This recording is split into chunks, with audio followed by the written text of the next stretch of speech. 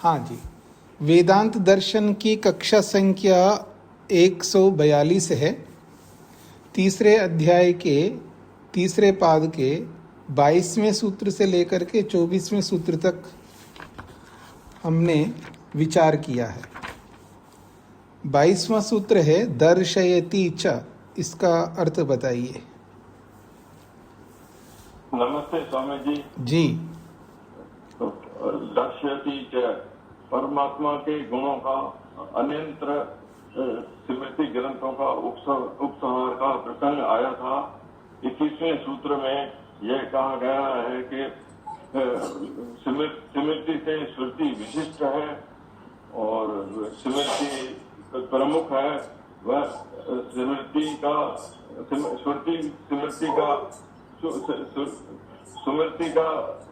श्रुति का अनुसरण करती है। अब इस सूत्र में यह दर्शाता है कि प्रमाणता दर्शाता है।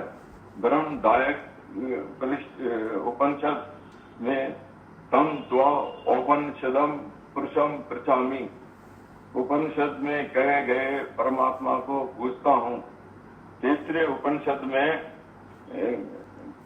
कहा गया है कि अवेदित जो वेदों को नहीं जानता वो परमात्मा को नहीं समझ सकता। स्मृति भी श्रुति को प्रबलता से प्रमाण स्वीकार करती है। मनुस्मृति में कहा गया है कि जो धर्म को जानना चाहता है उनके लिए परम प्रमाण श्रुति है। मंडको उपनिषद के प्रथम खंड 2:12 में ब्रह्म को जानने वाले को श्रुत वेदों को रहस्य के जानने वाले ब्रह्मनिष्ठ गुरु के शरण में जाना चाहिए। मंडको उपनिषद में ही वेदांत विज्ञान सुनिश्चित था। जिन्होंने वेदांत और विज्ञान का निश्चय कर लिया है वे सन्यासी अंत काल में मुक्त हो जाते हैं। अतः ऋषियों के उन वचनों को ही ग्रहण करना चाहिए जो वेद के अनुकूल हो। इस बात को स्वयं शास्त्र एवं स्मृतियां बतलाती हैं। जी जी, अच्छी बात है। आपने जो यहाँ नहीं दिया प्रमाण उनको भी लेकर के विश्लेषण किया, अच्छी बात है। तो मेरे को ये खास पड़ा था। अच्छा, ठीक है। अगला सूत्र है संवृत्ति द्युव्याप्ति। संवृत्ति द्युव्याप्ति अपि च अतः पुरुष विद्यायाम इव च इतरेषाम अनाम्नानात्। ये दो सूत्र एक साथ है। दोनों सूत्रों का एक साथ भी बता सकते हैं, एक एक का भी बता सकते हैं। कौन बताने वाले हैं? नमस्ते स्वामी जी। जी, इन दोनों सूत्रों की आपस में एक रूपता है। प्रथम सूत्र में बताया गया है कि परमपिता परमात्मा के दो धर्म बताए गए, धारण व व्याप्ति। कि परमपिता परमात्मा पृथ्वी को अच्छी तरह से धारण करते हैं, वह पूरे देवलोक में व्याप्त हैं। अथर्ववेद में भी इसका वर्णन किया गया है कि ब्रह्म श्रेष्ठम ब्रह्म ज्येष्ठम, अर्थात ब्रह्म ज्येष्ठ है, ब्रह्म ही श्रेष्ठ है। उस श्रेष्ठ ज्येष्ठ ब्रह्म ने पृथ्वी को धारण किया हुआ है, जो बलवती है, वीर्यवती है, उसको अच्छे से धारण किया हुआ है। और देवलोक में भी वो परमपिता परमात्मा जो ज्येष्ठ है वो उसने इस देवलोक को में भी व्याप्त हो रहा है। और उसके ये दोनों जो धर्म है ये आदि दैविक हैं और आध्यात्मिक नहीं है। और यदि ऐसा कहा जाए कि ये ईश्वर के ये दोनों धर्म जो आदि दैविक हैं, इस कारण से हम इनका उपसंहार नहीं कर सकते, अर्थात उपासना में इसको नहीं जोड़ सकते, तो ऐसा कहना उचित नहीं है, क्योंकि इसका समाधान अगले सूत्र में किया गया है। अगले सूत्र में ये कहा कि जो ईश्वर के आदि दैविक गुण भी हैं, इनका भी हम उपसंहार कर सकते हैं, क्योंकि पुरुष सूक्त में ऐसा कहा गया कि सहस्त्र शीर्ष पुरुष सहस्त्र अक्ष सहस्त्र पाद, अर्थात उस परम पिता परमात्मा के असंख्य शीर्ष हैं, सिर हैं, असंख्य नेत्र हैं और असंख्य पैर हैं। और आगे ये भी कहा विश्वतश्च चक्षु विश्व उत विश्वतो मुख उत विश्वतो बाहुव्याम उत विश्वतो पाद। अर्थात उस परम पिता, वह परम पिता परमात्मा पूरे विश्व में, उसके मुख भी पूरे विश्व में फैले हुए हैं, उसके नेत्र भी पूरे विश्व में फैले हैं, उसकी भुजाएं भी पूरे विश्व में फैली हुई हैं और उसके पैर भी पूरे विश्व में फैले हुए हैं। और इन गुणों का जो पुरुष विद्या है उसमें इन गुणों का उपसंहार जैसे किया गया है, उस प्रकार से इन धर्मों का भी उपसंहार किया जा सकता है, ऐसा कहा गया, क्योंकि ये गुण भी परमपिता परमेश्वर के ही हैं। इस प्रकार एक सूत्र में जहाँ ये संशय उत्पन्न हुआ कि परमपिता परमात्मा के आदिदैविक, दोनों धर्म आदिदैविक होने से उनका उपसंहार नहीं कर सकते, तो दूसरे सूत्र में कहा गया कि यह बिल्कुल नहीं है, इसका भी हम उपसंहार कर सकते हैं, क्योंकि जो जैसा कि पुरुष विद्या में पठित गुणों का दूसरी जगह उसका उपसंहार कर देते हैं, अर्थात उपासना में उसको जोड़ देते हैं, उसी प्रकार से इन गुणों को भी उपासना में जोड़ा जा सकता है, इसमें कोई दोष नहीं है। जी, एक बात मैं सभी से कहना चाहूँगा, आप में से जितने भी हिंदी भाषी हैं, जब आप हिंदी बोलते हैं बड़ा अच्छा बोलते हैं, यदि हिंदी भाषी होकर के हिंदी बोलना ना आए तो आपको कैसा लगेगा, स्वयं को कैसा लगेगा? आप हिंदी भाषी होकर के हिंदी बोलना ना आए, अच्छा नहीं लगेगा। ठीक इसी प्रकार से आप सब दर्शन पढ़ रहे हैं तो आपको संस्कृत ना बोलना आए तो कितना खराब लगेगा। जैसे हिंदी भाषी को हिंदी बोलना नहीं आए तो बड़ा अटपटा सा लगेगा, देखो हिंदी भाषी होकर के इनको हिंदी तक नहीं बोलनी आ रही है। तो ठीक इसी प्रकार से आप सब दर्शन पढ़ रहे हैं और सालों से पढ़ रहे हैं, यदि आपको संस्कृत बोलना ना आए तो वो भी बहुत ही अटपटा सा लगेगा। तो इसलिए आप में अधिकांश लोग जब संस्कृत बोलते हैं तो हिंदी की तरह बोलते हैं। ये तो ऐसा ही है, अगर मैं हिंदी बोलूं, अगर मेरे को बोलना नहीं आ रहा है तो बात समझ में आती है, क्योंकि मैं हिंदी भाषी नहीं हूं। लेकिन आप संस्कृत पढ़ते हुए भी संस्कृत बोलना ना आए तो फिर तो मुश्किल हो जाएगा ना, अच्छा नहीं है ना। तो इसलिए मेरा आग्रह है आप सबसे संस्कृत पढ़ना प्रारंभ करिए, समय निकालिए, एन केन प्रकारेण, जिस किसी भी रीति से समय निकालो, थोड़ा खर्च करो, समय लगाओ, तो संस्कृत सीख पाएंगे, आप बोल पाएंगे ढंग से। नहीं तो उपहास के पात्र हम बन जाएंगे। देखिए, उपहास के पात्र मन में बनेंगे। अब मैं आपको क्या कहूँगा, या आप मेरे को क्या, देखो स्वामी जी को हिंदी में कुछ वर्ड्स बोलने नहीं आते, तो आप मन में उपहास करेंगे, वाणी से नहीं करेंगे, लेकिन उपहास के पात्र हम बनेंगे, कोई बोले या ना बोले। इसलिए हम सबको संस्कृत अवश्य पढ़ना चाहिए, एक बात। दूसरी बात है कि 22वें सूत्र में न अवेदवित मनुते तम बृहंतम, जो वेदवित नहीं है, वेद को जो नहीं जानता, वो उस ब्रह्म को जान नहीं सकता। तो आपके मन में इस वचन को सुनकर के ठेस नहीं पहुंचता? क्या ऐसा क्या भला है कि क्या अगर मैं वेद नहीं पढ़ूं तो भगवान को नहीं पाऊंगा? इसका मतलब जो वेद नहीं पढ़ने वाले हैं, दूसरे मतांतर वाले हैं, क्या उनको भगवान नहीं मिलेगा? उनको छोड़िएगा, जो हम वेद को मानने वाले हैं, वेद सब सत्य विद्याओं का पुस्तक है, वेद का पढ़ना पढ़ाना, सुनना सुनाना सब आर्यों का परम धर्म है, जो बोलने वाले, वो वेद ना पढ़े तो क्या उनको भगवान नहीं मिलेगा? क्या कहना चाहता है ये शास्त्र?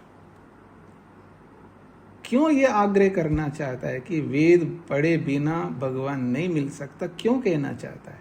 इस पर आपने मनन किया है? सच्ची बताना। ये जो पीछे पाठ हुआ है शनिवार को, क्या आपने इस पर मनन किया है? अगर किया है तो क्या पाया अपने आप को? क्या आप वेद पढ़ना प्रारंभ करेंगे? ये आपको समझना है। या अपने आप को संतुष्ट है, ये तो ऐसे बोलते रहते, ऐसे सब कुछ थोड़ा होता है, हमारी मर्जी है जी, हम बिना वेद पढ़े भी भगवान को पा लेंगे। क्योंकि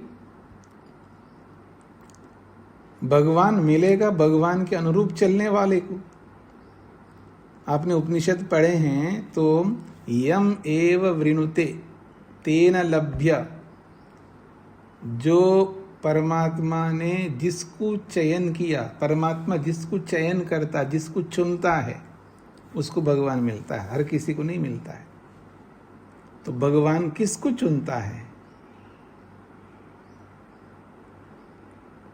क्यों जी शकुंतला जी, आपको कोई रिश्तेदारी है भगवान के साथ में, या मेरी है कोई रिश्तेदारी जो मेरे को चुनेगा, आपको चुनेगा, बाकियों को नहीं चुनेगा? जिसको भगवान चुनता है ना, स्पष्ट कठोपनिषदकार ने कहा है, जिसको भगवान चुनता है उसी को भगवान मिलता है। तो किसको चुनता है? जो भगवान की आज्ञा का पालन करता है, जो भी हो, चाहे वो वेद पढ़ने वाला हो या बिना वेद पढ़ने वाला हो, पोथियों को पढ़ता है या नहीं पढ़ता है। पोथियों को पढ़ना और ना पढ़ना इंपॉर्टेंट नहीं है, पोथियों में जो लिखा है उसको करना इंपॉर्टेंट है। कोई पढ़ करके अनुकरण करता है, और जो पढ़े हुए लोगों को देख करके अनुकरण करता है। दृश्य काव्य है और श्रव्य काव्य है। देख करके भी वेद सीख सकता है और पढ़ करके भी वेद सीख सकता है।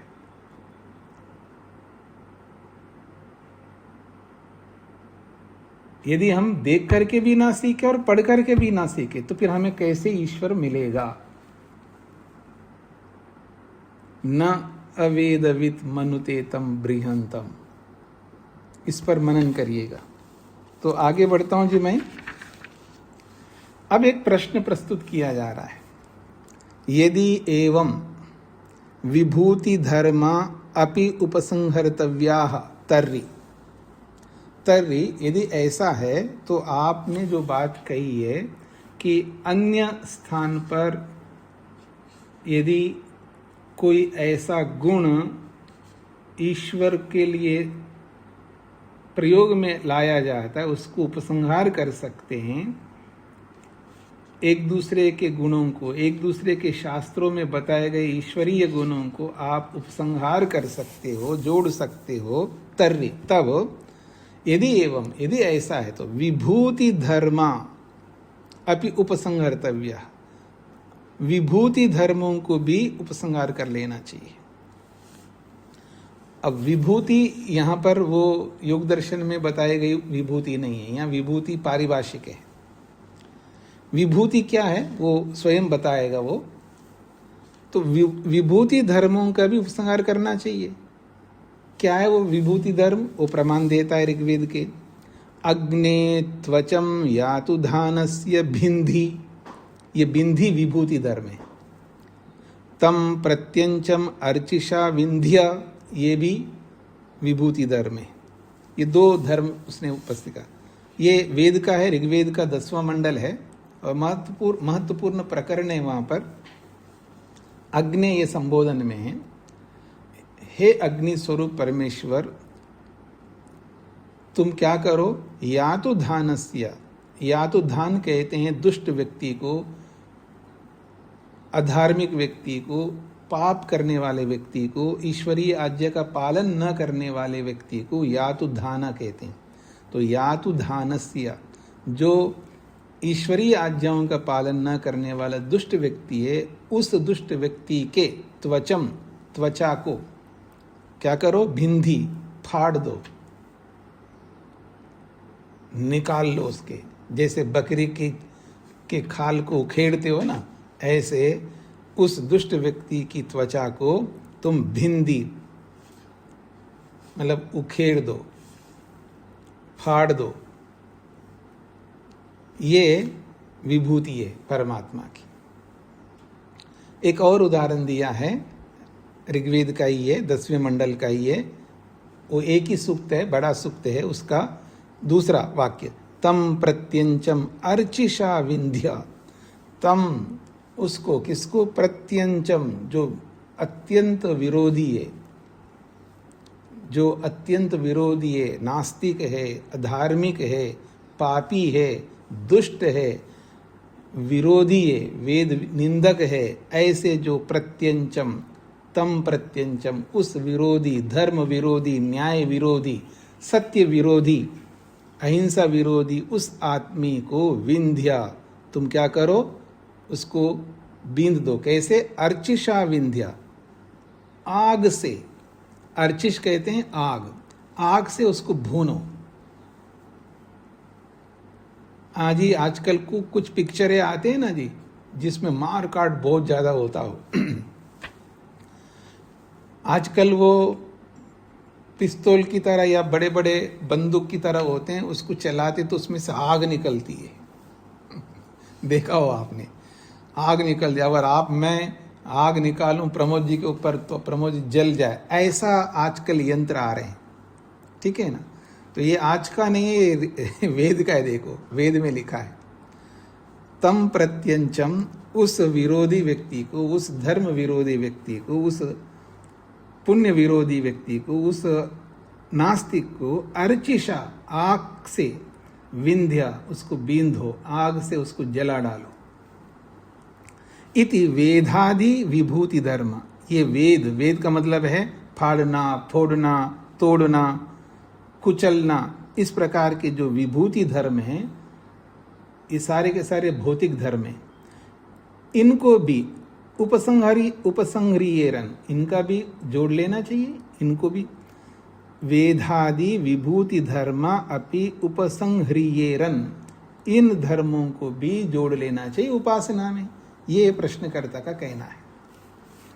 प्रश्न समझ में आ गए जी सबको?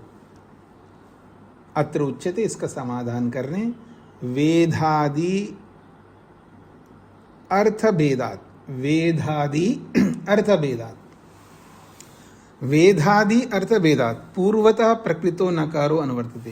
पहले से जो नकार आ रहा है ना, पीछे जो 21वें सूत्र में नवा विशेषात, वहां से नकार की अनुवृत्ति आ रही है यहाँ पर। तो कहते हैं वेदादि, वेदादि होता क्या है? वेदन भेदन भंजन रूपम कर्म, इसको वेदादि धर्म कहते हैं या विभूति धर्म कहते हैं। अर्थात विभूति धर्म का भौतिक धर्म।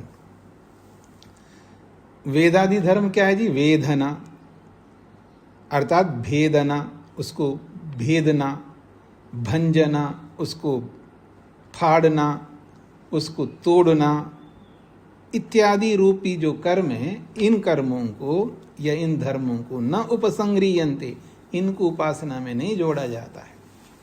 कुतः, क्यों नहीं जोड़ा जाता है जी? अर्थभेदात, अर्थ में भेद आने के कारण से। यत् क्या है, उसी को स्पष्ट कर रहे हैं। अग्ने त्वचम यातुधानस्य बिंधी, हे अग्ने तुम उस दुष्ट व्यक्ति की त्वचा को भिंदी, उखेड़ देना, तोड़ देना। तम प्रत्यंचम अर्शिषा विंध्या, उस विरोधी दुष्ट व्यक्ति को अर्चिषा विंध्या, आग के गोले से, आग के फुवारे से विंध्या, जला डालो। फिर कहा है अग्ने विंध्य हृदये यातुधानान प्रतीचो बाहून प्रतिबंधी एषाम। ये भी उसी सूक्त का अगला मंत्र है। अग्नि लिख करके आगे का वाक्यों को उन्होंने हटाया, इसलिए डॉट डॉट डल लगाया। अर्थात हे अग्नि, तुम जो है क्या करो, यातुधानान हृदये, जो राक्षस प्रवृत्ति के, जो दुष्ट प्रवृत्ति के, विधर्म प्रवृत्ति के हृदय में बिंध्या, उनको, उनके हृदय को बेध दो। जैसे हृदय में तीर लगे ना, महाभारत और रामायण के काल में जो तीर चलाते थे, सीधा हृदय को यहाँ पर बाएं तरफ उसको तीर से बींध देते थे। तो उनके हृदय में विंध्या बींध दो, क्योंकि वो दुष्ट है। फिर कहा प्रतीचो बाहुन प्रतिभंधी, प्रतीचा का मतलब विरोधी, दुष्ट, शत्रु, उसके बाहुन भुजाओं को प्रतिबिंदी काट डालो। ये शाम जिनके किनके प्रतीचः, जो विरोधी लोग हैं, जो शत्रु लोग हैं, दुष्ट लोग हैं, ऐसे उन लोगों के बाहुन प्रतिबंधी, उनके भुजाओं को ही काट डालो। ये शत्रु को ध्यान में रख करके क्षत्रिय लोगों के द्वारा किए जाने वाले ये वाक्य है।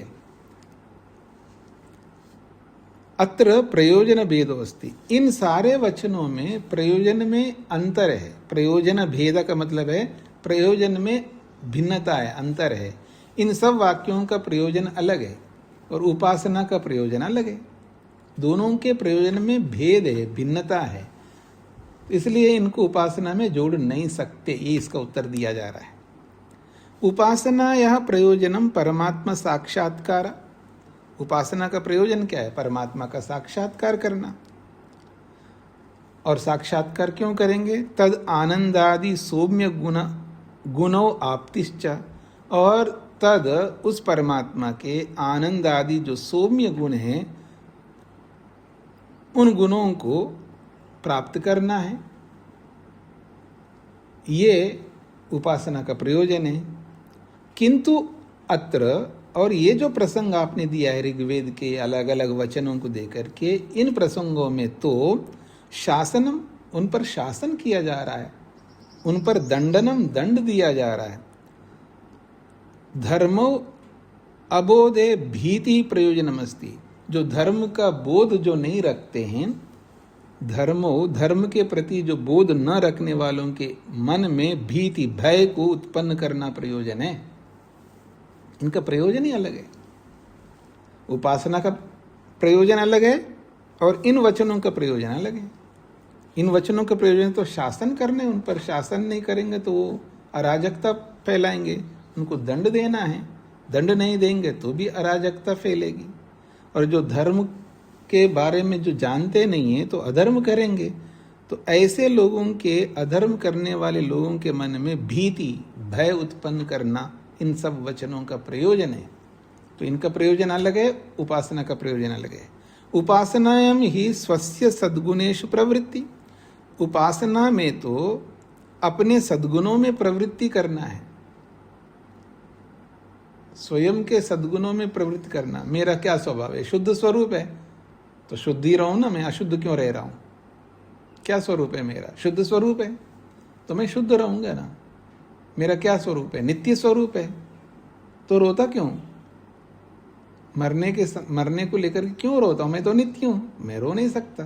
तो अपने स्वरूप के स्वस्य सद्गुणेषु, अपने जो सद्गुण है, अपने जो यथार्थ गुण है, सद्गुण का मतलब यथार्थ गुण, अपने यथार्थ गुणों में मेरी प्रवृत्ति हो, इसलिए उपासना करता हूं मैं।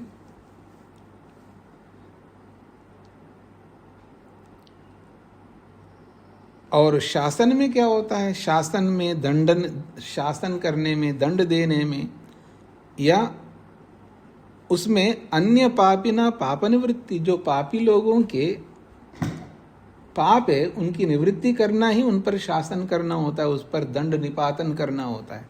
तो उसकी प्रवृत्ति अलग है, उपासना की प्रवृत्ति अलग है।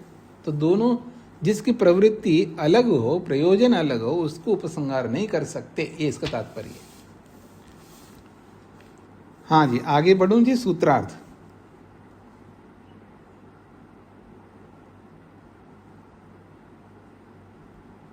बींधना, काटना, फोड़ना आदि क्रियाओं को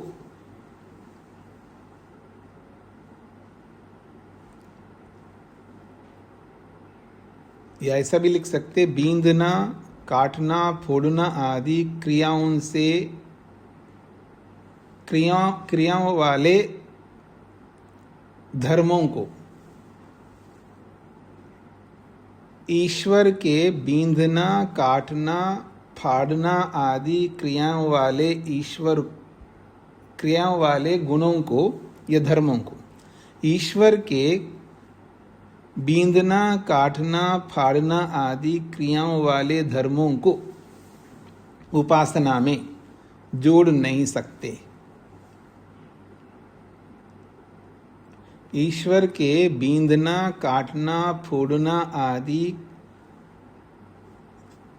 क्रियाओं वाले धर्मों को उपासना में जोड़ नहीं सकते। ईश्वर के बींधना, काटना, फाड़ना आदि क्रियाओं वाले धर्मों को उपासना में जोड़ नहीं सकते, क्योंकि प्रयोजन अलग होने से।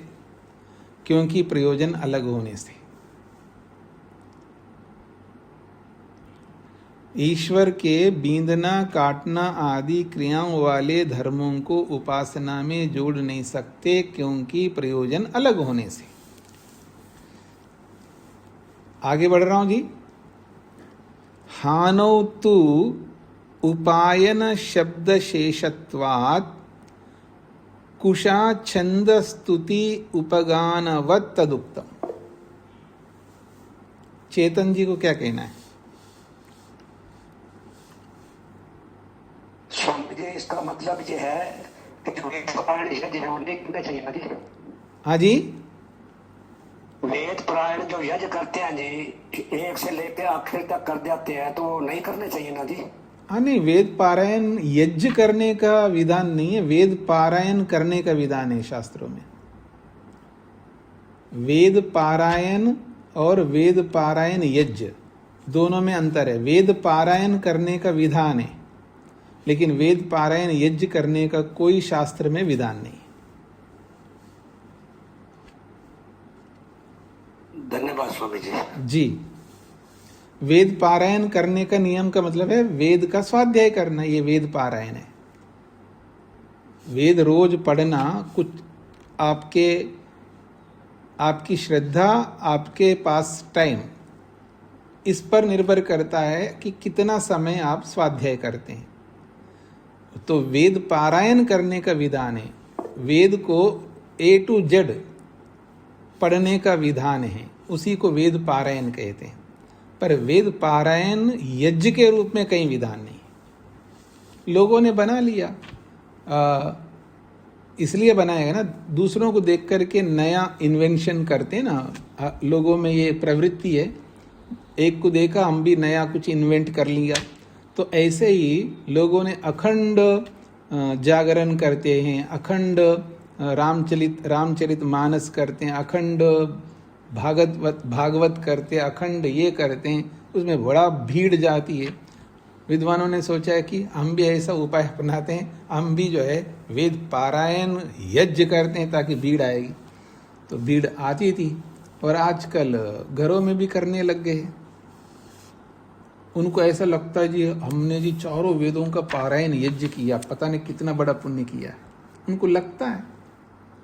पर वेद पारायण यज्ञ करने का विधान शास्त्र में कहीं नहीं है। जो विधान है उसको हम भूलते जा रहे हैं और नया विधान उत्पन्न कर रहे हैं। मैं ये नहीं कहना चाह रहा हूँ वो कर्म गलत है, पाप है, ये मेरा उद्देश्य नहीं है। वो जो भी करते हैं उनकी इच्छा है, मैं वो व्यक्तिगत उनका, अगर मेरे से कोई पूछे कि आप वेद पारायण यज्ञ कराओगे तो मैं नहीं कराऊंगा। और कोई पूछे, वो मेरे से पूछे कोई कि ये करना उचित है अनुचित है, मैं कहता हूँ शास्त्र में नहीं लिखा है तो क्यों करो। जो शास्त्र में लिखा है उनको पहले करो ना। शास्त्र में बहुत कुछ लिखा है, उनको तो हम करें नहीं, और जो नहीं लिखा उसको हम करें। ये कोई बहुत अच्छी बुद्धिमत्ता तो है ही नहीं, इसलिए मैं निषेध करता हूँ। जी आगे बढ़ता हूँ जी। अजीत जी को क्या कहना है? जी हो गया इसका समाधान। इसी का था प्रश्न कि हम वेद में तो मान सकते हैं जो इस तरह के यजुर्वेद यज्ञ कर दिए, यजुर्वेद पारायण यज्ञ, सामवेद पारायण यज्ञ, ये करने की प्रवृत्ति चलती है। तो हमें नहीं पता था कि ये वेदों में इसका निर्देश नहीं है और लोग अपने मन से करते हैं। हाँ जी, हाँ जी, कोई बात नहीं। तो आगे बढ़ता हूँ जी। हानौ तु उपायन शब्द शेषत्वात् कुशा छंद स्तुति उपगानवत् तदुक्तम। हानौ तु उपायन शब्दशेषत्वात् तू शब्देन प्रकृतस्य नकारस्य निवृत्ति। सूत्र में जो तू शब्द आया है ये पीछे से आने वाला जो ना है उसकी अनुवृत्ति को हटाना है। माइक बंद करके रखिए। उपासनाया मुख्यो अर्थः उपास्य गुणलाभ। उपासना का मुख्य अर्थ क्या है? उपास्य के गुणों को अपनाना है, उपास्य के गुणों का लाभ प्राप्त करना उपासना का मुख्य अर्थ है। जिसकी उपासना हम कर रहे हैं, इस शब्द से आपको समझ में आएगा कि स्वामी दयानंद क्यों कहते हैं उपासना केवल ईश्वर की होती है। उपासना केवल ईश्वर की ही करनी चाहिए। उपासना ईश्वर को छोड़ किसी और को कभी नहीं करनी चाहिए। कारण यही है, उपास्य के गुणों को अपनाना है। अब जिसकी भी उपासना करेंगे वही गया गुजरा है तो मैं उसकी उपासना क्यों करूं? क्यों जी? अगर मैं प्रकृति की उपासना करूं तो गया गुजरा है, अर्थात वो दुखी है, उसमें दुख है, तो उसकी उपासना करके मैं भी दुखी बन जाऊंगा। जड़ की उपासना करके मेरे को ऐसा क्या लाभ होगा जिससे मैं उसकी उपासना करूं? या किसी मनुष्य की या किसी आत्मा की उपासना करूं, जैसा मैं वैसा वो, तो मैं उसकी क्या उपासना करूं? प्रकृति की उपासना नहीं कर सकता और जीवात्मा की उपासना नहीं कर सकता। सूर्य चंद्र नक्षत्र या बड़े बड़े देवी दिव्य गुणों वाले उनकी भी उपासना नहीं कर सकता। अंततोगत वो जड़ है, उनसे मुझ आत्मा को कोई लाभ नहीं मिलने वाला है। अगर मुझ आत्मा को लाभ मिलता है ईश्वर की उपासना करने से। इसलिए स्वामी जी लिखते हैं कि ईश्वर की ही उपासना करनी चाहिए। ध्यान किसी का कर सकते हैं, ध्यान किसी का कर सकते हैं, समाधि किसी की लगा सकते हैं, लेकिन उपासना जो है ईश्वर की करनी चाहिए। ये अंतर समझने का प्रयत्न करिएगा। तो कहते हैं उपासना का मुख्य अर्थ तो उपास्य के गुणों को प्राप्त करना है। अवगुण हानि गौणों अर्थ, और अवगुणों को हटाना तो ये गौण है। अवगुण हानि गौणों अर्थ, अवगुणों को हटाना तो गौण रूप है, गौण प्रयोजन है। उपासना का जो गौण प्रयोजन है अवगुणों को हटाना। अवगुणों को हटाना भी प्रयोजन है, लेकिन वो गौण है। मुख्य प्रयोजन क्या उपासना का? उपास्य के गुणों को अपनाना। और गौण प्रयोजन क्या है? मेरे अंदर अवगुणों को हटाना है। न मुख्य अर्थ, अवगुणों को हटाना मुख्य अर्थ नहीं। तथापि फिर भी क्वचित श्रुतौ हानि अवगुण हानि एवं पठ्यते। तथापि फिर भी गौण अर्थ होते हुए भी, अवगुणों को हटाना गौण अर्थ होते हुए भी क्वचित श्रुतौ, श्रुति में कहीं कहीं हानि अर्थात अवगुण हानि एवं पठ्यते, अवगुणों को हटाना भी पढ़ा जाता है। अर्थात अवगुणों को हटाना मुख्य रूप से पढ़ा जाता है कहीं कहीं। जैसे उदाहरण दे रहे हैं श्रुति का, अश्व इव रोमानि विधूय पापम चंद्र इव राहो मुखात् प्रमुच्य धूत्वा शरीरम अकृतम कृतात्मा ब्रह्मलोकम अभिसंभवामि। ये छांदोग्य का बहुत महत्वपूर्ण है। ये थोड़ा सा मिसप्रिंट है, इसको आप करिएगा। 8, 3, 11 है ना, तो 8, 13 और 1 कर दीजिएगा। 8, 13, 1। 8, 3, 11 के स्थान पर 8, 13, 1। तो कहते हैं अश्व इव रोमानि विधूय। वो कितनी अच्छी उपमा दी जा रही है। जैसे अश्व घोड़ा, रोमानि विधूय इव, इव का मतलब समान। जैसे घोड़ा अपने रोमों को हिलाता है ना, जब घोड़ा ऐसा कंप क्या बोलते हैं उसको आप, झाड़ता है अपने, जैसे घोड़ा अपने रोमों को झाड़ता है तो एकदम फ्रेश हो जाता है, एकदम ताजगी से होता है, अर्थात सुंदर हो जाता है। जैसे घोड़ा अपने रोमों को झाड़ता है तो एकदम सुंदर बन जाता है, ठीक घोड़े के समान मैं भी। एक उपमा। दूसरी उपमा, पापम चंद्र इव राहो मुखात प्रमुच्य। चंद्र इव, जैसे चंद्रमा है, चंद्रमा के समान, जैसे चंद्रमा राहु के मुख से प्रमुच्य छूट जाता है, पाप से मुक्त हो जाता है। जैसे चंद्रमा इव, जैसे चंद्रमा राहु मुखात प्रमुच्य, राहु के मुख से छूट जाता है, तब पूर्ण माना जाता है। और राहु के मुख में जब रहता है ना, अपूर्ण होता है। राहु समझते हैं जी कौन होता है? हाँ, प्रेम जी बता रहे कौन होता है राहु? जो सूर्य की वो छाया पड़ती है धरती की उसमें। हाँ, सूर्य का हो, चंद्र अपने धरती का हो। सूर्य ग्रहण में सूर्य का और चंद्र ग्रहण में धरती का। तो जो छाया है ना, उस छाया को ही राहु कहते।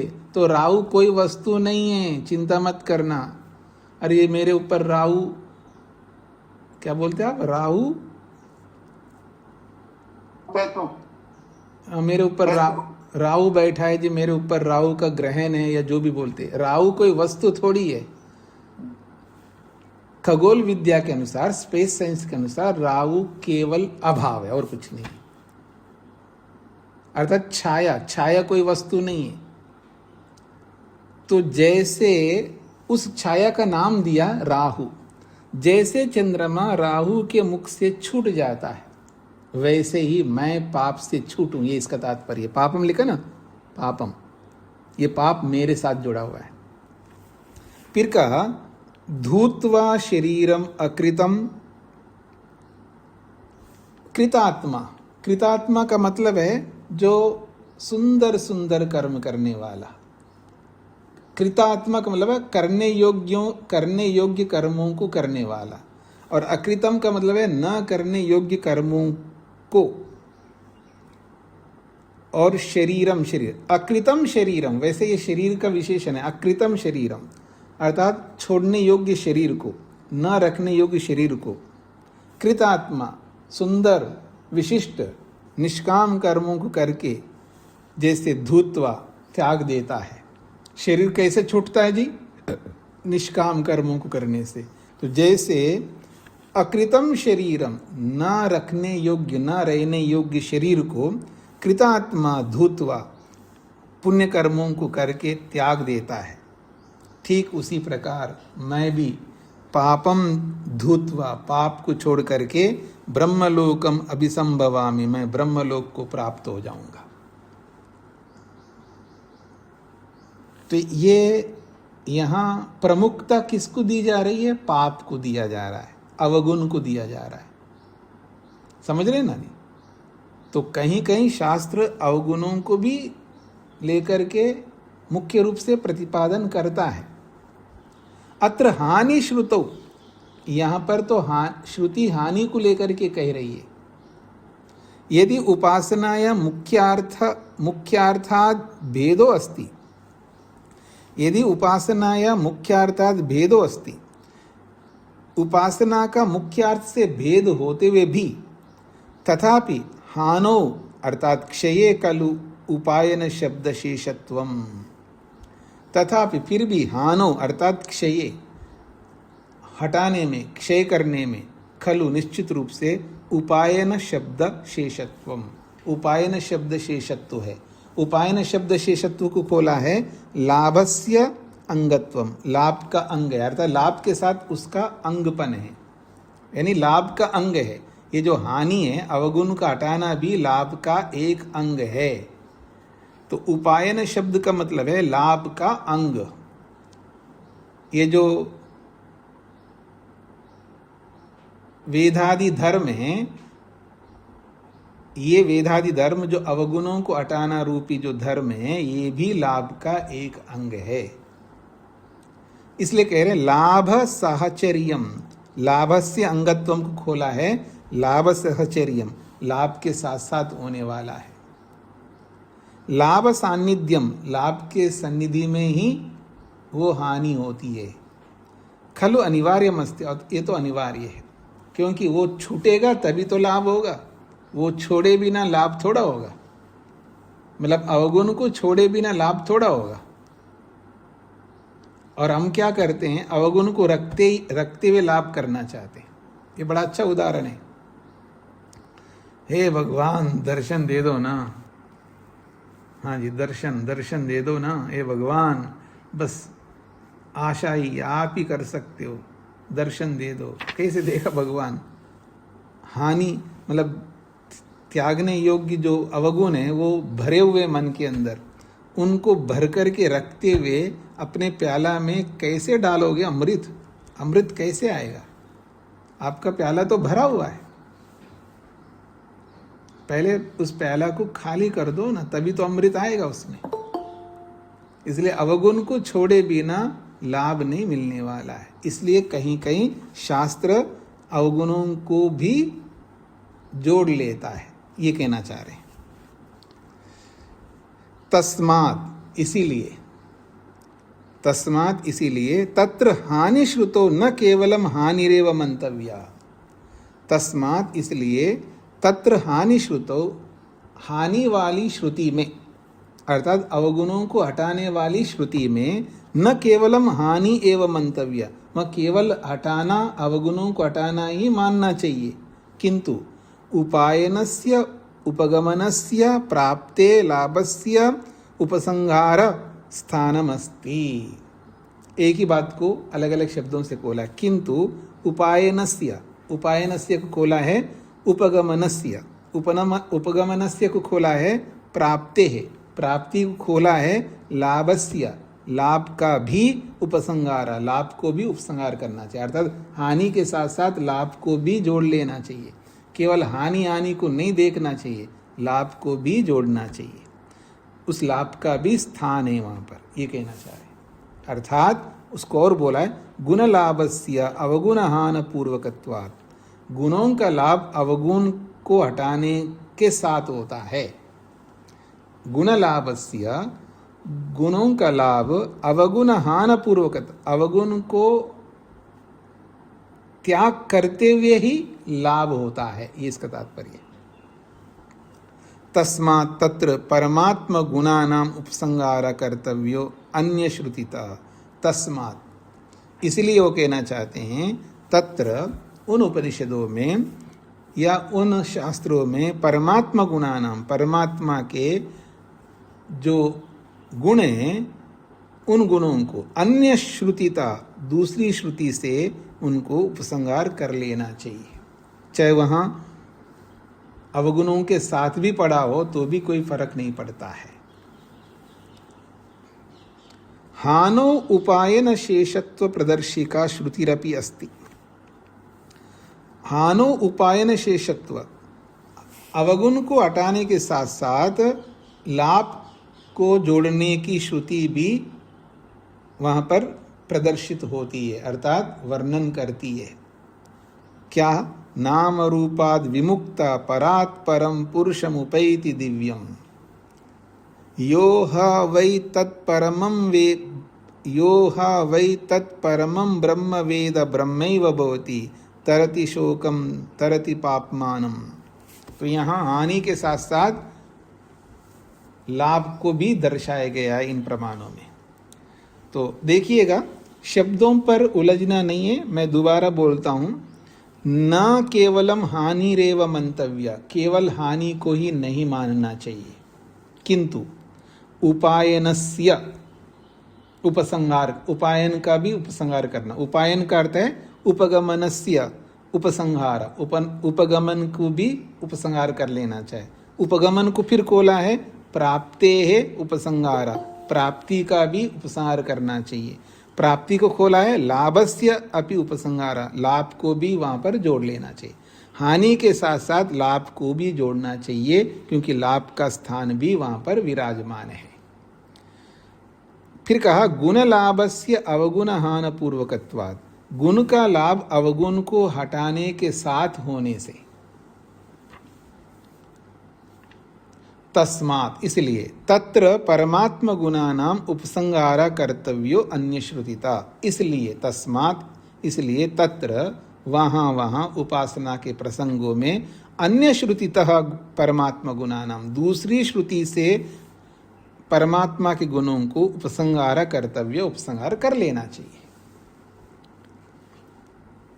फिर कहा हानौ उपायन शेषत्व प्रदर्शिका श्रुतिरपि अस्ति।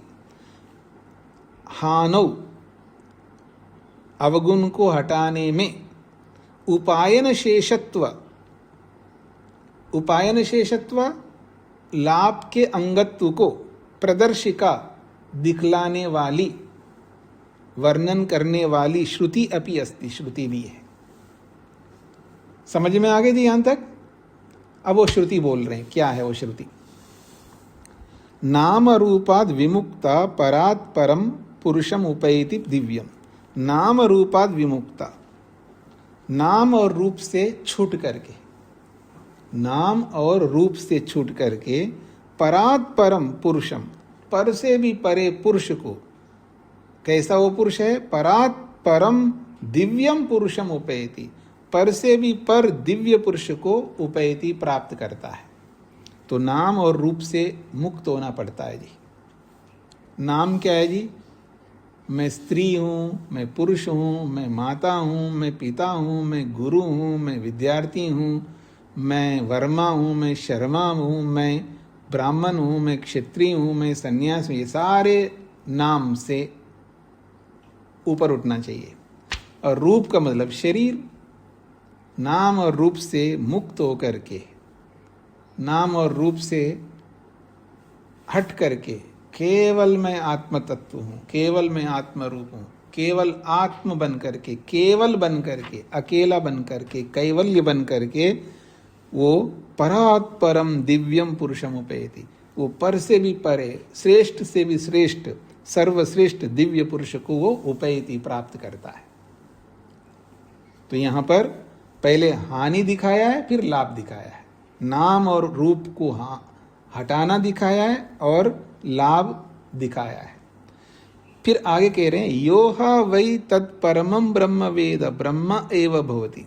योह वै तत्परमं ब्रह्म वेद, यो जो, ह और वै, हा और वै दोनों निश्चित अर्थ को कहते हैं। निश्चित रूप से यो जो व्यक्ति तत्परमं ब्रह्म, उस परम ब्रह्म को वेद जानता है, ब्रह्म एव भवति, वो भी ब्रह्म जैसा होता है। ब्रह्म एव भवति, वो ब्रह्म हो जाता है।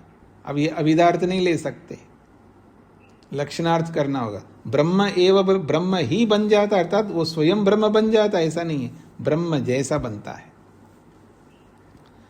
कब? तो कहा तरति शोकम, जब वो शोक से तर जाता है। तरति पापमानम, जब वो पाप से तर जाता है। ऐसा थोड़ा है, पाप को रखते हुए शोक को रख, क्लेशों को रखते हुए, शोक का मतलब यहाँ क्लेश है, और पाप का मतलब है पाप युक्त कर्मों के संस्कार, इनको रखते हुए, क्लेशों को और पाप संस्कारों को रखते हुए कैसे उस परम ब्रह्म को प्राप्त करेंगे जी? इनको तो छोड़ना पड़ेगा। आगे बढ़ता हूं जी। यदा सर्वे प्रमुच्यन्ते कामा यो अस्य हृदि श्रिताः अथ मर्त्यो अमर्त्यो भवति अत्र ब्रह्म समश्नुते। यदा सर्वे प्रमुच्यन्ते कामा, यदा जब सर्वे कामा, सारी की सारी कामनाएं, प्रमुच्यन्ते आत्मा से छूट जाते हैं, कोई कामना नहीं हो सकती है। कोई कामना मतलब ईश्वर की कामना से अतिरिक्त। आपने सुना होगा ना, ऋग्वेद आदि भाष्य भूमिका पढ़ी होगी। सच्ची बताना जी, आप में से कितने लोगों ने ऋग्वेद आदि भाष्य भूमिका पढ़ी? हाँ, थोड़ा हाथ खड़ा करिएगा, मेरे को पता लगे। ऋग्वेद आदि भाष्य भूमिका। चलिए कोई बात नहीं, जिन्होंने नहीं पढ़ी पढ़िएगा। वहां लिखा है स्वामी जी ने 4 ऐशनाएं होती हैं, 4 ऐशनाएं, और जो 3 ऐशनाओं से ग्रस्त होता है तो उसके जीवन में चौथी ऐशना कभी नहीं हो सकती। और जिसके अंदर 1 ऐशना है चौथी, तो उसके अंदर 3 ऐशनाएं नहीं हो सकती। और चौथी ऐशना बताए ईश्वर ऐशना, ईश्वर की कामना। ईश्वर ऐशना शब्द बोला, ईश्वर ऐशना होनी चाहिए। तो ईश्वर ऐशना को छोड़ करके कोई भी कामना नहीं रख सकते। तो यदा सर्वे प्रमुच्यन्ते कामा, जब सारी की सारी कामना छूट जाती हैं, और वो कामने रहती कहाँ हैं? ये अस्य हृदय श्रिता, जो इसके हृदय रूपी मन में रहते हैं। याद रखना, मन को भी हृदय शब्द से बोला जाता है। शास्त्र मन को हृदय शब्द से भी बोलता है। ये अस्य हृदय श्रिता। अगर आप हृदय से ये हार्ट लेंगे तो हार्ट में तो कामनाएं नहीं होती हैं जी, कामना होती हैं मन में। इसका मतलब हृदय का अर्थ है यहाँ पर मन। तो जो इस हृदय रूपी मन में कामनाएं बैठी हुई हैं, उन सारी कामनाओं को जब वो व्यक्ति मन से हटा देता है, प्रमुच्यन्ते निकाल देता है, अथा तब जाकर के मर्त्या, ये मरण धर्मा, मनुष्य अमर्त्यो भवति, वो अमर हो जाता है। और अमर होकर के जाता कहाँ है? यत्र ब्रह्म समश्नुते, जहाँ ब्रह्म है वहां पर चला जाता है। ये इसका तात्पर्य है। हाँ जी, स्पष्ट हो गए जी। आज इतना ही रखते हैं जी, बाकी कल करते हैं इसको पूरा। हाँ जी, प्रमोद जी। नमस्ते स्वामी जी। जी स्वामी जी, में प्रथम पंक्ति है, तू शब्देन प्रकृतस्य नकारस्य निवृत्तिः क्रियते। जी, तू शब्दे ना, सूत्र में जो तू शब्द है ना, हानो तू उपायन शब्द शेषत्वाद, तो तू जो शब्द आया सूत्र में, तो इस तू शब्द से ये कहना चाहते हैं प्रकृतस्य, प्रकरण में आए हुए, जो पीछे से प्रकरण में आ रहा है ना 21वें सूत्र से जो नकार आ रहा है, तो प्रकरण में आने वाला जो नकार है, ये प्रकरण कहते हैं प्रकृतस्य। प्रकृतस्य नकार से, प्रकरण में आए हुए नकार को निवृत्ति क्रियते, उसको हटाया जाता है। हो गया स्पष्ट? मतलब स्वामी जी, हटाया जाता है तो क्या हटाया जाता है, समझ नहीं। अब आप अनुवृत्ति समझते हैं ना, किसी शब्द को, किसी वाक्य को, किसी सूत्र को ऊपर से दूसरे सूत्र में उसको ला रहे हो, तो लाते जाओगे तो उसको हटाओगे नहीं तो आगे आगे जाएगा ना वो, तो आगे ना जाए उसको वहां पर स्टॉप किया जाता। अर्थात इस सूत्र में उस नकार को हटाना, अर्थात उस नकार को जोड़ना नहीं, बस यहीं समाप्त करो उस नकार को, ये इसका तात्पर्य है जी। धन्यवाद जी। जी प्रमोद, प्रेम जी को क्या कहना? स्वामी, मैंने कहना कुछ नहीं, जब आप घोड़े के गुण पढ़वा रहे थे ना, उसको जोर जोर से अपने शरीर हिलाते तो उसे हिन हिनाना कहते हैं। घोड़ा अपने शरीर जोर से हिन हिनाते। हाँ ठीक है, इन्हीं नाना कहिएगा या झाड़ना कहिए, कोई बात नहीं, अच्छी बात है। हाँ। तो हम भी अपने पापों को हिन हिना लें। हाँ, ठीक है जी। जी तो कल मिलते हैं जी। ओम शांति शांति शांति ही।